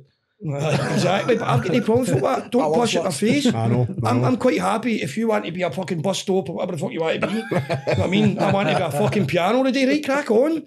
But don't indoctrinate and try and force it on our kids. I This pish with drag queens going and fucking reading Wayne's, adults sitting clapping and cheering in Scotland and in England. Aye. With these Aye, fucking I drag queens, guys with big balls hanging out their fucking hang with How is- 5-year-olds. How is Come on, said, Man, the fuck. PE teacher. how innit? is a certain, I don't know, are we allowed to say people's names? Will that get us a Who? jail call? Whisper it. What, a certain person that goes on the stage and dances about, like, Sam Smith, what's going on? Oh, mate, Jesus, he's part of the devil system. I don't care what any cunt says. They've all got to sign their soul. I don't care. They all talk about it. They've got to sign their soul and they've got to sign in blood a contract, right? Look where he started to where his stardoms went. That's all ritualistic fucking, what do they call it? Yeah, there's another bit where you need to all the ones that wear dresses and all that. It's all embarrassing. it's called what do you call it again? There's a name for it. They've got to do it to get to the next level, right? Look at the state of this cunt. See when he's got all that rap. Do you know what's got one of these fucking turkeys? It just comes out the fucking pan. How is it allowed to be? All he means are his concept, right? Exactly. And this cunt's up there with his fucking bobby hanging out and all his fucking hang all wrapped up to fuck. It's 100. But this is a bad world we live in now, mate. Adults are taking their wains to see this shit. I know. It's horrendous, man. Public humiliation ritual. Public humiliation ritual. That's what they've got to do. Look at all your ones that wear the dresses, all your black actors that wear the dresses to go to the next level. Martin Lawrence, Eddie Murphy, they've all wore a dress in a film. Think about it. They've all had to wear dresses. Oh, come on, no, Nutty Professor was fucking class. That was Sherman. But it's all starting to come on the world stage now. It's like watching a fucking circus. Oh, I know. Same with the political scene. Look at what's going on. Aye, it's fucked. Everything's fucked. Fucking mental, man. The Yeah, world's I gone was nuts. talking about the political scene. I mean, when I saw kicked off, can't believe I'm going to talk about this, I know, man.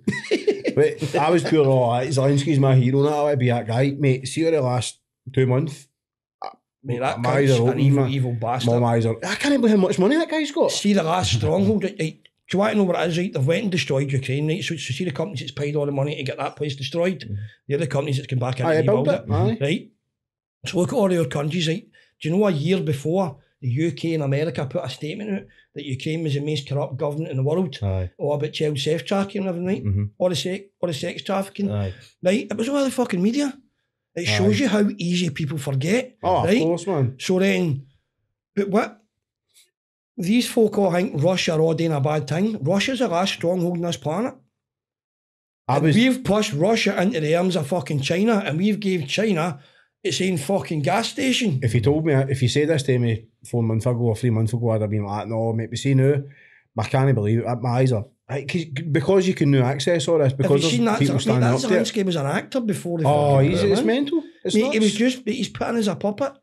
And the money they're giving this fucking guy's frightening. He's loaded to. Aye. You know what I mean? He's actually packing and 100%. we can't even put our heating on. Cause of it, you know what I mean? I can't believe this podcast went doing this. Yeah, that's a new thing when you get out for a date, right? Won't Hank, come on, I'm getting the fucking heat on. Johnny Bird's up to the fucking motor. I'll put the 3 bars on that fire. No, here, let me tell you something. It's on friction, by the way. I can't believe we're talking about conspiracies. And this is all because yours and the 3 bars on his fire. Sitting there with his t-shirt and a pair of slippers on. Aye. Baldy.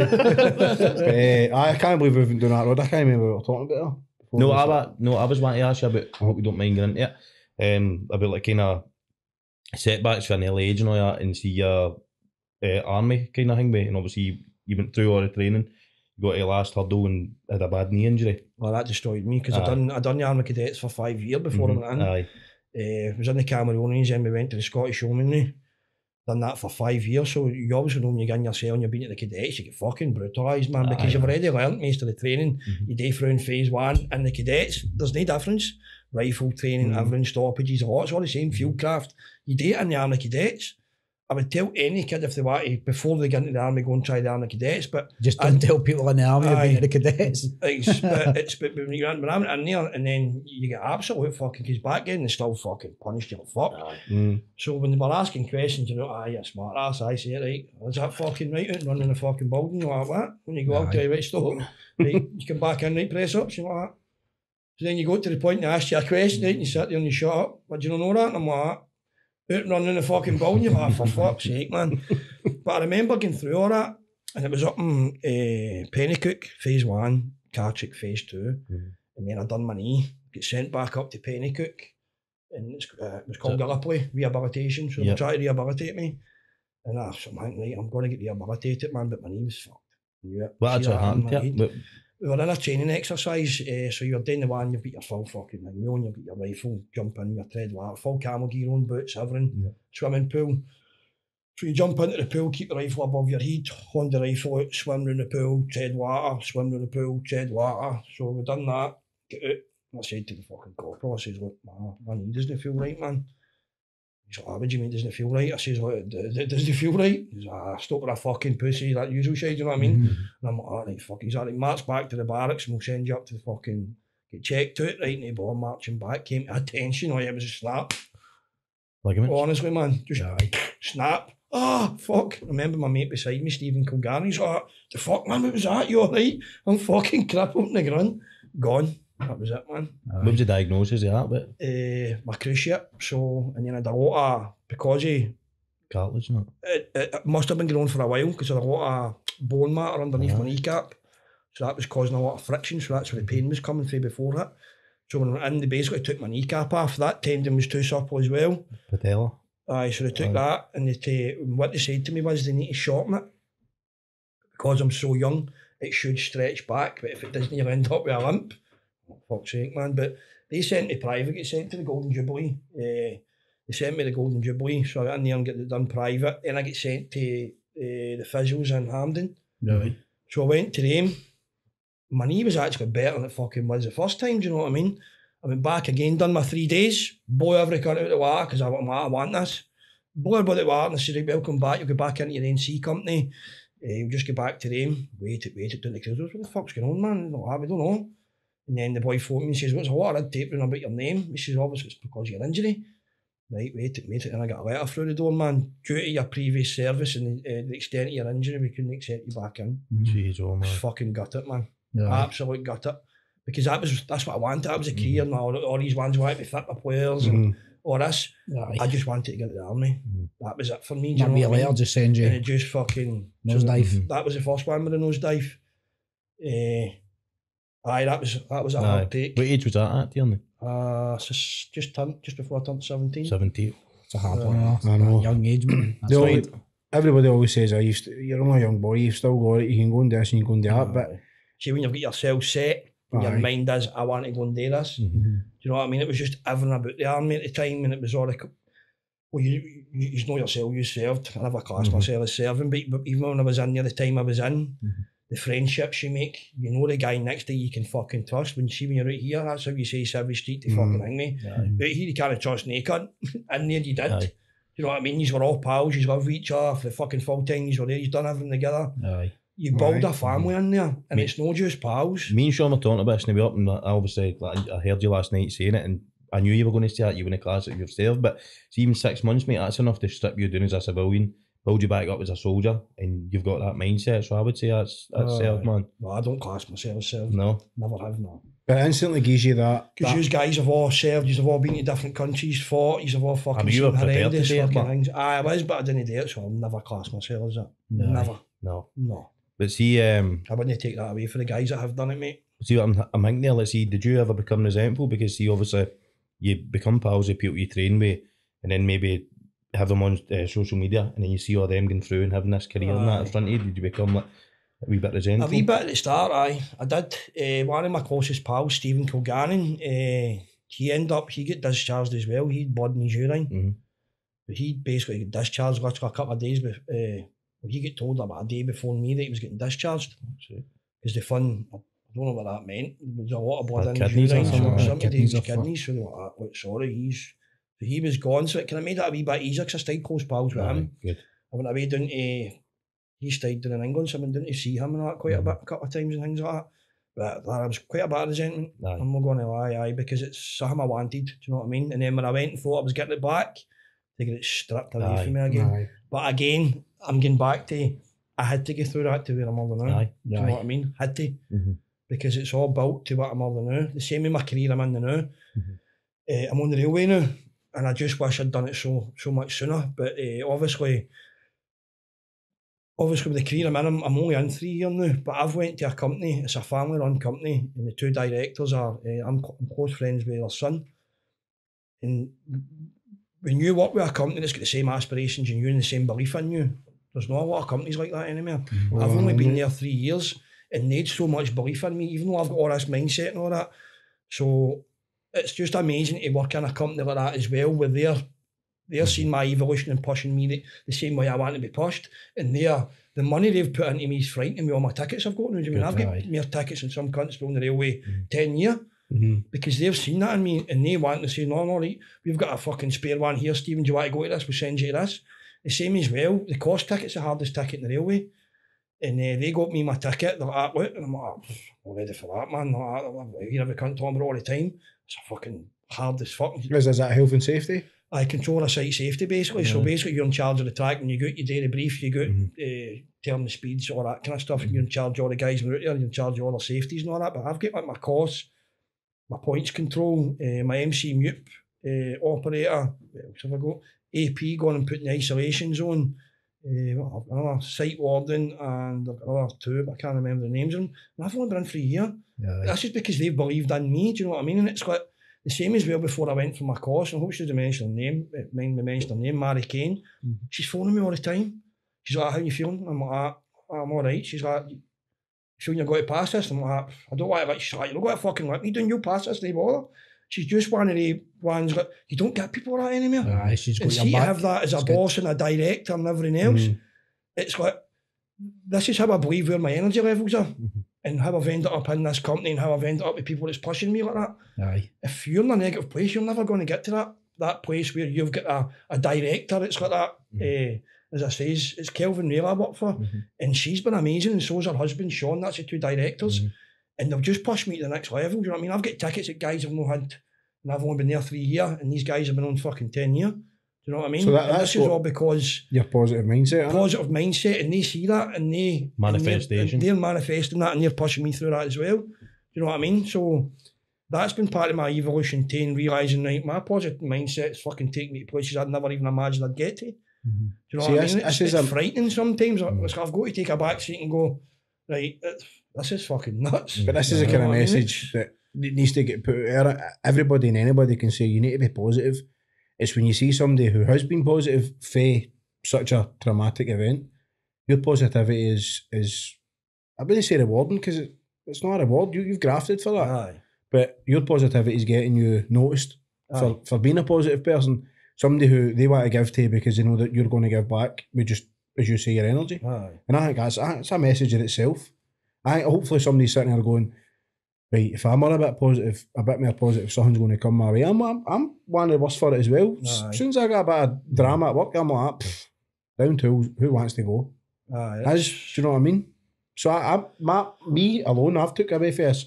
Just try and be a bit better. Find something positive. That's when I mentioned about building calluses in the brain, right? As you say, when you're in work and somebody starts some. So the whole point of the callus in the brain is, and then it's opening and shutting the doors, right? So the doors are not going to open and shut anymore because you've built calluses on about them that they're never going to affect you again. You remember them, you don't ever regret them. It's like I say to folk, I'll never regret my past because I'd never be this guy right here. Never regret your past, but you've got to learn from it. If you're not learning from it and keep making the same fucking mistakes all the time, you're not going to get anywhere. But your past is your past. Too many folk get stuck in the past, right? They dwell on the past, and that's where the emotion comes in, where they regret and everything else, right? The past's been done, you can't do fuck all about it. That's what made me realise as well, right? That's all happened to me, but listen, I've got no control. That's been gone and done. So it's time to move on. And then too many folk get anxiety and stress and everything looking too far into the future. See, my life became so much better when I lived in the moment. See, when you live in the moment, that's when you can take complete control of your life because you're not worrying about what you've done before and you're not worrying about what's coming. Live in the day because then everything becomes more manageable. You're not getting stressed, anxiety and everything because, I've got a bill coming up, I've got this. I couldn't give a fuck about that shit anymore because it'll all take care of itself. Money comes and goes. Your fucking life in time, doesn't it? Yep. If you live in the day now in the moment, your life becomes more controllable, more easy, 100%, because you're not dwelling on shit and you're not trying to look too far into the future. Then your life becomes controllable. You can enjoy life then because you're enjoying it day to day. I think that's something that needs to be preached a lot more. Is too many people go to work every single day and all they care about is pound signs, man. And I can't give a fuck about money. But I know those people are driven like that and I get it. When I learned the whole, I've got more wealth than most folk now because of where I'm at, and my headspace, my family, my partner that I've got with 19 years, I'm still there, my mum, my dad, everything, that's fucking wealth. Every morning I wake up, I'm blessed if I've opened my eyes, I'm blessed because I can get up and I can walk out my bed, I'm blessed because I've got a house, right, it's not a mansion, whatever it is, Everyone's a blessing, and that's wealth to me. Money's no wealth, because look at money in this stage now. Right. Money's becoming nothing, right? Aye. I mean, it's not even back to anything. It's back. It's a fucking. It's not even gold standard. It's fucking hangman now. Do you know what I mean? It's money's going to disappear. Aye. So Aye. it's no wealth. And see these ones have got all these big things. They're never fucking happy. Do you Of know what I course, mean? aye. Because they're Aye, constantly very worrying. true. They're constantly, are they going to lose their wealth? Who's going to stab me in the back? Who's this? Who's that?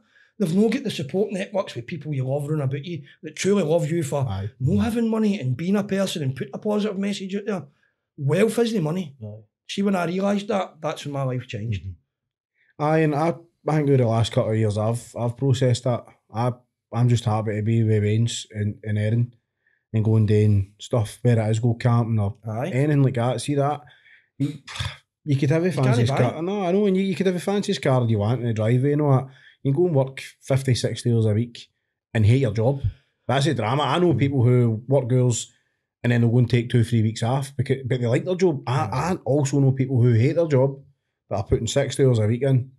No seeing their wains. Just have this big fucking motor. Just have a fucking Range Rover. Right, but if you've got a Corsa, right, and that Range Rover, you've got a big flashy Ferrari, right? Aye. What's the speed limit on the road? I know. Aye. And where They'll do they get you take the you? same Same They place? take you A to B, right? This is what I'm talking about. The whole consumerism, everybody's got to do bigger and better than everybody else, right? Look at the strain and the pressure it puts on folk. Folk are materialistic as fuck now. Everyone's all flashy, everyone else the same as It's well. Instagram. Everyone I wear, right? things like that, I no, wear right? Be Inspired for one simple reason is it's two guys, ex-football players that brought a brand together. But they do podcasts, they do everything to do with mental health, they go into the fucking communities, they give away free stuff, they do a lot of charity work. I love wearing Be Inspired. That's why I wear it. Don't get me wrong, I always wear it. I love my Gym King stuff and all for my training and everything else like that, but Be Inspired's got a meaning to me. And that's why I wear Be Inspired. Because the two guys are amazing. I don't know if you've ever seen them. They go into the communities and all that, their YouTube videos. Their message is amazing. So that's why I'll buy Be Inspired, and I'm proud of wearing it. It's like, I've got no interest in flashy clays, Armani, or that. It doesn't fucking bother me. I know. I mean, I could go in a fucking bin bag and no care, because actually this is a fucking meat suit and a spiritual journey. Do you know what I mean? It's just a meat suit for your soul. Aye. And it's what you put out into this fucking world. It doesn't matter what the fuck you look like, it's the message you put out. It's the feelings you put out, the vibration you put out. It doesn't matter what the fuck you like, if your hair's falling out or anything. I couldn't give a fuck. Do you know what I mean? It's my message is what I care more than anything else about now. Is I couldn't care what I look like or what I'm wearing or what I'm driving. I mean, I fucking drive a Qashqai, do you know what I mean? I'm happy as fuck with that. It's big fancy was never going to make me any happier. Mate, this is maybe a wee bit off topic, but I think it's important we've not covered it. But see, when you had to go through all these court proceedings and all that, and we're talking about what did that boy get? 6 years? He get 6 years. 6 years, Are and you happy I'll let with you that? tell what about the lassie. I know. Like, She walked away scot-free. So she basically, they say it's only, so I get took in with the prosecutor at Fiscal, I'll never forget this day, so I got took up before they two were up on a pleading diet. And it happened quite a few times, they kept cancelling it, so I got took up to the pleading diet, and the prosecutor at Fiscal took me into a wee room. She says, look, I'm just going to let you know now, you're only looking for one conviction. I'm looking at the lassie going, what? What do you mean one conviction? She went, well, we can't put the knife in her horn, and he's admitting to it all. And I went, but I thought the CCTV shows you her with the wound obviously around there and into my neck. She's fucking, she says she was punching you. She said, where the fuck did the wound come from then? And I says, obviously there's footage as well of them throwing the two knives into the Clyde. You see them, the two of them throwing them into the Clyde? Right, he throws one, she throws one. There again, there's proof she had a knife. And what they says was, but you would have had to have been dead for us to jump in, to go down there and get them. And I'm like that, so basically we're only going to charge her, right? What I know the scariest thing is, this lassie was out in licence that day for stabbing a guy in the neck. What, man? Right, so they used my story as well in the news of the world to how bad the Scottish justice system is. So she walked scot-free. So were you happy with the outcome and him? Was it fucking No. Same I'd as have left well, a don't get me fucking wrong, I test got a on text this. me, I'll never forget this. I was sitting in the house, the police had come up, and I was out here, but every fucking gave me the hospital, gave me all these tablets to fucking, I was just gone. You know what I mean? Right. It was numb. And the copper came up, the one that watched all the CCTV, and that my partner says, he sat on the couch beside you and sat and broke into tears. He says, honestly, there was folk in sitting bins and everything. They sat and watched what happened to your man, and we couldn't believe that obviously he's walked away with it, because the guy that ran away from me says I was talking to a lassie. My mate that ran away told my partner I was talking to a lassie. So there he's put a fucking thing with my missus. Is he thinking, obviously talking to Lassie, fucking lying sleeping. So the coppers actually come up to the house, so I can commend him coming up and doing that for me, saying, look, whatever this guy says bullshit, and your man up, sat down and fell fucking asleep. So this thing is getting put out there saying that your guy was talking to your fucking lassie's a lot of shite. I mean, he didn't need to come up and do that. No. So aye, but See what we're talking about, obviously that's the kind of official justice. But was there any other street justice or anything like that? There was justice done to him in the jail. Aye. Did that give you a wee bit of... It did at the time. Aye. Obviously, I got a text message, and it wasn't through me it got done. I think I know who got it done. I've got a lot of connections that I'll never use, I never have used. Weren't very happy with what happened to me, and I got a text message one night on Facebook before the court case. Look, you don't know us, these guys on the stupid, you don't know us and we don't know you, but we know your family. That cunt's just been left like a tea bag. Police has come up and says, look, you're going to need to delete that off your fucking phone, this cunt could get away with that. And I'm like, but he says, the only thing that's thing we knew here is we don't know you, you don't know us. He says, so delete it, shut your Facebook down and let this court case go through, or he can walk Scot. How do you only get 6 years for going up to somebody lying sleeping and plugging fuck at them? Knowing that you've got the one thing on your mind, it's mad, isn't it? You've got folk going to jail and doing fucking... Aye, serious time. You rob a money. bank and you're going to jail fucking 20 years. But what does that tell you about this world? Life means fuck all these cunts because the government don't give a fuck. See, when I done the ATM machine, see if some cunt robbed me, it's in between, is it 11 to 15 years just for robbing me and taking my fucking cassette off me. What does that tell you? But you go and stab some cunt and leave them for deed, but you only get 6 years. What was his charges then? Obviously, attempt murder, was it? Attempt murder. I can't remember. There was quite a few other charges. He admitted to us as well, didn't he? Admitted to it, aye, because they were trying to murder me. What for? You don't know the people now, is it? Because it was the easiest way to rob me. They wanted to rob you. You used to tell me off the blunt on you were skinning. It's got the fucking hell. It's got the police says I had a black jacket on, right? So obviously when I've jumped up, the police like, your man didn't look much. But obviously he's realised, right, and my jacket was too tight, and I've got my jacket off, and they're all like, fucking hell, the size of him. I was 15 and a half stone solid, I was solid, and I was fit as fuck. And I think that cunt's got a fright and all. My jacket's come off, do you know what I mean? You've seen somebody lying down. The boy was about your size. You know what I mean? I'm only about 5'9". He was a big boy, and I threw him about. That's what the police says. Your man, even after all he wins, your man threw him about as if it was a fucking wet paper bag. But it was just something in my head telling me I need to get out of here. Even though I didn't know I'd been stabbed, there was a wee voice or a wee hanging on my shoulder saying, you need to get out of this situation here. And it's because I was in that, see, you've got the glass doors as you walk into Queen Street. So the ones at the taxi queue and that couldn't see me. But there's 4 cameras right above me. If I'd have stayed in there, they would have got me. I just knew I had to get him out with her on my back, out into where every cunt could see it. And then I get him down in the gun, and that's when I threw her off and went to run away, and he's put it right down my fucking back. The one in my back's about that size. You know what I mean? Is that the last thing you can remember for that night? Aye, after getting away from him, I got down to George Square, and it was like my mate just was pure ash white and spewed. I'm like, fuck's up with you, shite bag. You know what I mean? That way, pure angry with him. And he went, mate, look at the state you, and I just looked down and it was all the holes. I'll never forget the wee yellow bits of fat hanging out the wounds.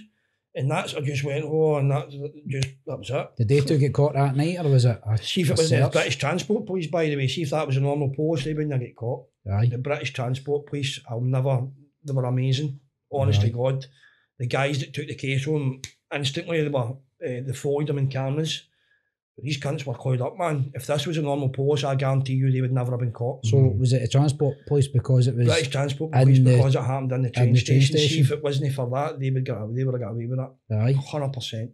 Fuck's sake, man. So honestly, I can't hang me enough. I'm grateful to the guys that straight away took that.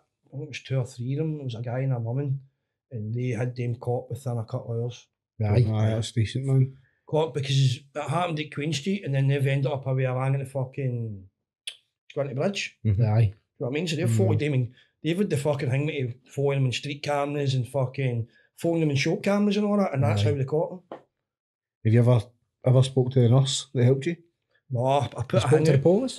No, I've never even spoke to them. I put a hangout saying, obviously, if you can remember, if anybody was there that night, the date and all that, put a hang on to social media. I'd love to be able to meet that off-duty nurse. maybe my page is getting a wee bit bigger now. Maybe if I done it now, it might be because back then I don't think it really had an effect. It might have an effect you now. get taken up the Royal. You must have went straight to Took the me up the Royal. Royal, aye. So the lassie that saved me that night, was it the 16th of December 2012 it happened? Whatever I even say on this, because she might even fucking watch it. The guy you saved that night, I would love to be able to meet you, do you know what I mean? It's, because as I say, I collapsed and she was out with her pals and she was across the street, my mate says, and she just ran straight across to me. But that time, but they'd cut the jumper right off me, so I was into fucking shock, started fucking, and she started grabbing, my mate saying she's running about and telling him, go and get fucking jackets now, hurry up. And grabbing hundreds of cunts' jackets. Was it taking them off them. A younger woman or older woman? Or? Blonde hair's up. See the images I get back when I done that EMDR? She had blonde hair and she was younger. I couldn't see it. I can't remember her face. Pretty sure she's not going to forget it as well. I don't think she will. That's I don't think she'll horrific, forget isn't it. It'd be good if you got in touch with her. It'd be amazing because I'd love to thank her because she did save my life, I think. Aye. Because if that was just my mate there and nobody knew what they were doing, the shock would have killed me. And I can still remember I slapped my face saying, you're going to die made of the shock and your wounds. When I done my EMDR, I can remember that, but I still can't. The hardest thing is to get her face. Aye. I can remember her hair, I can remember certain things. You probably remember the smell. Aye, but I just It's can't weird, the shit I that can't fucking get comes her back. face. Aye. No matter how many times I've tried to even fucking hang me, it's just never ever got it. Aye. But it was good to get the memory, do you know what I mean? And have that memory. And if she is watching this, thanks. And I'm sure my kids, my family, and everyone are fucking more grateful for you as well, do you know what I mean? Because if she wasn't there that night, I'd have been dead. Do you think, we'll not name them, because I don't think they really deserve their name out there, the ones that done it, do you think they know where you're now? Like, do you think they can see you being positive and I hope they do. Aye. I hope they do and they realise that they've no... Not broke you. They've only Broke made me. you stronger, haven't they? Oh, they have. They genuinely have. I want to thank them for making me the person I'm of There today. you go, aye. And that's the truth. That's the stage I've got to now, do you know what I mean? If it wasn't for them that I've done, I wouldn't be here now. You know what I mean? I wouldn't be this positive and this guy that's putting a message out to everyone else, and that's what I truly believe now. I had to go through all that to get to this person I'm now.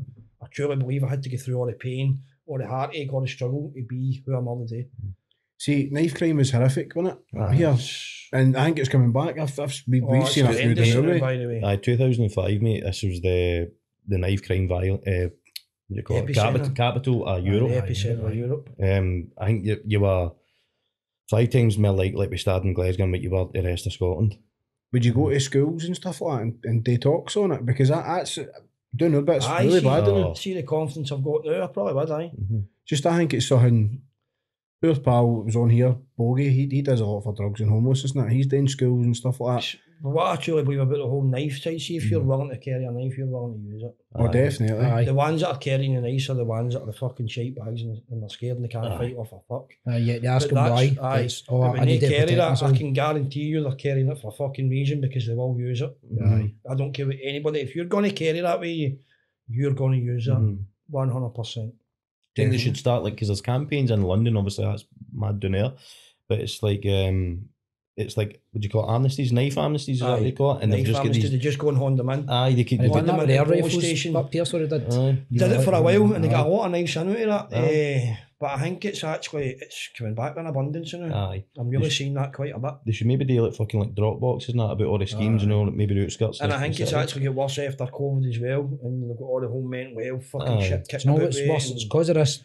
The cost of living. Aye. Cost of living's went through Cost the of roof. living through the roof. Aye. And So every cunt's all fighting. The richer are getting richer, the poorer are getting poorer. So what happens when the poor get poorer? People are going to get Anarchy. fucking robbed. Aye. People are going Aye. to need to feed their veins or feed themselves or whatever. People are going to get fucking hurt, man. Jink at Guben today, we obviously were kind of upbringing that now, we're exposed to so much more violence. Aye. Whether it be on a TV, you're playing Grand Theft Oh, Auto it or is, something but like that. innit? this is where I truly believe you need to watch what you do with your mind, right? So see all the shit you're watching on telly, it's there for a reason, right? So it puts you into a gamma wave state when you're sitting watching the telly. Your brain drops into a gamma wave state, right? And it's predictive programming. That's why it's called television. So why is everything you're seeing all day with paedophilia, sex, drugs, murder, everything you watch on the telly now, why is it showing you that? Because it's making you more susceptible to it, to accept it when it happens. So see when shit happens now, it's like cunts will care about it for a second and then they go into the fucking next thing. No, man. Do you know what I mean? It was got this, Aye. the whole thing with COVID. What did they do? They switched the narrative to the war. Aye. Every cunt just forgot about it. They just woke them up for fucking 3 years, give them this fucking death jab, and then now all of a sudden it's got the war, and every cunt just forgets about it. So you're saying about the, like, it's amazing, like, see this generation now, no matter how many, like, when I used to speak to people on Tinder and that, the amount of young lasses now that watch fucking serial killer documentaries Aye, to it's relax. fucking and all that, frightening. you're Yeah, like, my fucking My wife watches it. no, She keeps saying to me, I'm she shite says, at it. I could get away with fucking murdering you. I know. That's the thing. They're watching the best of the best as well. It's not like It's they're got to watching. get into my Amazon account, right? I'm like, click. Sorry, he's fucking... Jeffrey These Dahmer, guy, all these crazy... I'm like, wait, you watch this? Oh, by the way, I could fucking get away with your neighbour. I'm it's like like, with one eye open. and it's all these ideals they can get away with why they murdered, you know? They've watched Fuck that the many, sake. it gets to the point when they go, seen that man, the blood on the skirt and catches them, blood on the skirt. But she's actually watched them all now, and it's all the different channels. She's like that, and she just keeps going, seen it. I'm saying, like, fucking See, this hell, is what man. you're saying about like TV or media in a sense. This is how I switched to listen to podcasts more than Aye, or even podcasts. listen to audiobooks because the telly's I don't watch fucking the mince. telly, mate. The telly's all, it's all there to put you into a state of fucking fear, a state of fucking... When you're in a state of fear, you're easier to control.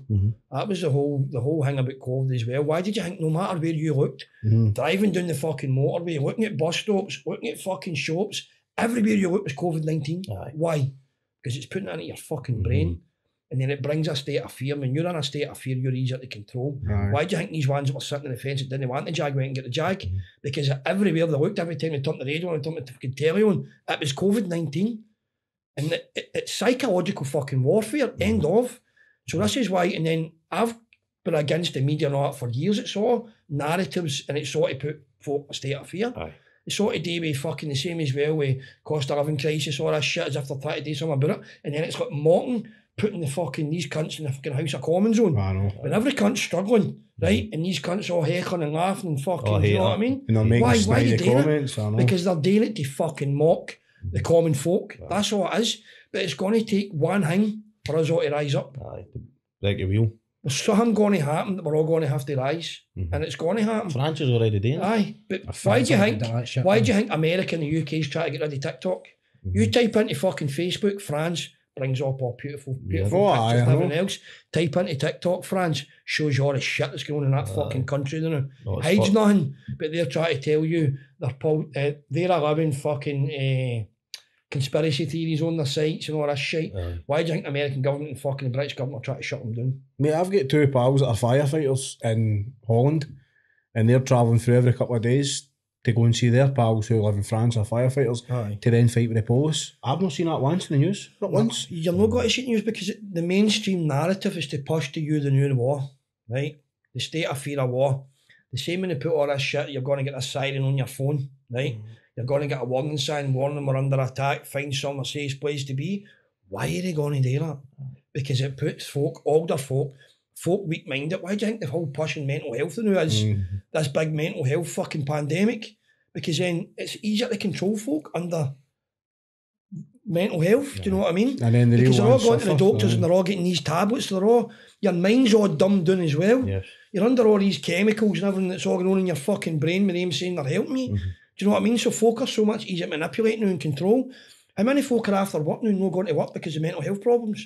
And they're all getting... And all the ones I've spoke to, the doctors just give them a fucking leaflet and a tablet. Sertraline. That's it, aye. Sertraline. Sertraline. But there's people, there is genuinely people that need Just time numbs you. away for Aye. their work, but they now can't do it because they don't want to be tarred with a brush, which is fucking They're shit. scared. It's They're pure scared to be shite. tarred with a brush. But there's so many folk using it as an excuse to get off work and thing me as well. But I just think our government and our health system is pushing this to the next level and putting all these folk on all these fucking tablets. Not even wanting to speak to these folk. There's my big mate I'm helping now. I don't want to mention his name. He's been on gear and I didn't realise it was bad. And I was gutted when I found out. I knew he was bad, but I didn't know he was that bad. And he phoned me, but one of my mates had told me I hadn't spoke to him in a while because we ran the football team together. And obviously we used to work together and that as well, but obviously me and the railway, I work away from him all the time now, so I've not really seen him much. And it was one of my mates, his boy still in the football team, was like, do you know how bad obviously a big mate is? And I'm like, in fact, I will say his name because everybody knows it anyway. Big Mulsey. This guy's an absolute, he's got the heart of gold. What an amazing guy, but the big man is dangerous, can fight with fuck, right? And I found out that he was really, really bad with the gear, right? So my mate told me, and I was fucking disgusted with myself, so I phoned him the other night, about a week ago, 2 weeks ago, I phoned him, and he just broke down the phone to me and says, look mate, and he's telling me the same, gone to the hospital, telling me he's wanted to kill himself and that, and I hear a leaflet. Hear a leaflet and take his tablets. Maybe 10 years ago, somebody would have sat down me. Aye, but they're a leaflet, my mate's acting, the leaflet's not going to do me any good, you're not listening to me. What's the leaflet going to do? So I've been talking to him now and he's back in the gym. I'm phoning him every day, making sure he's alright.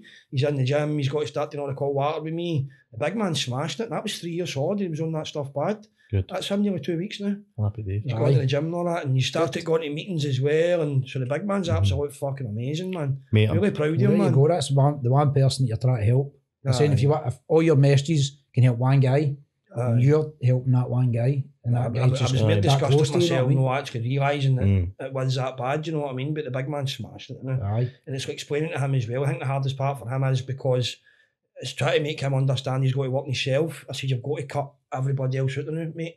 I says that even obviously he's just obviously split up his missus here because of it all.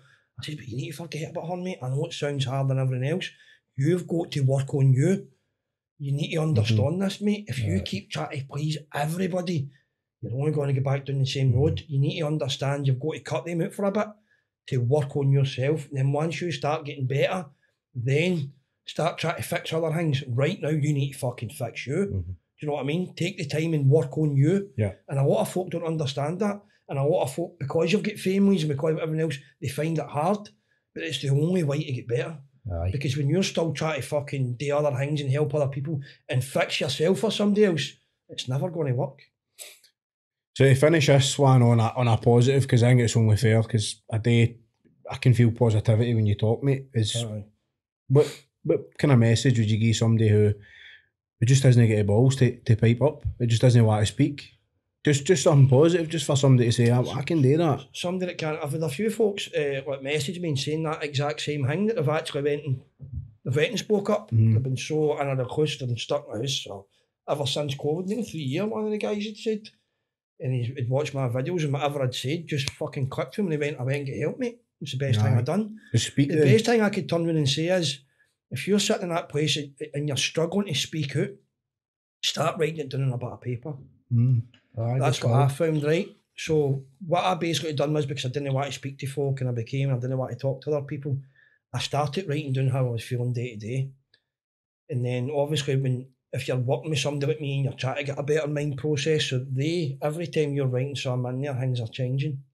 And when you get back to them, you're seeing the changes. So that was a big thing for some folk. So they've wrote it down, they can't talk to folk, and then so when you're helping them, and they've got up to just say maybe 2 weeks into it, and they've wrote all these days out, and you're doing all these things with them, and they're trying all different things. They're getting up in the morning, they're being more positive. The same as hell. See what you look and you see in a mirror, right? I know people only see that as an image. So what you look in that mirror, you're seeing back as you, and you're seeing the energy and everything else as well. Because if you ever got up in the morning and you say, I look like shit, and you look like shit, right? Because that's what you're putting into your mind.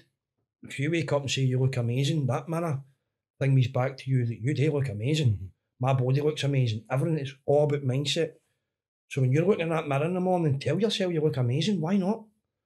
No matter how bad you feel, love yourself. If you can love yourself, and as I say, write these wee things down, and then see when you get back and you've done these things for 2 weeks, it would amaze you the change in a matter of 2 weeks when you're starting to use wee positive things, getting up, making your bed, everything. It shocks them. And then that's when they find a wee bit of confidence to maybe go and speak out. That was a big thing for me, was writing stuff down. Tierney, I done that one morning, I woke up and I was feeling alright.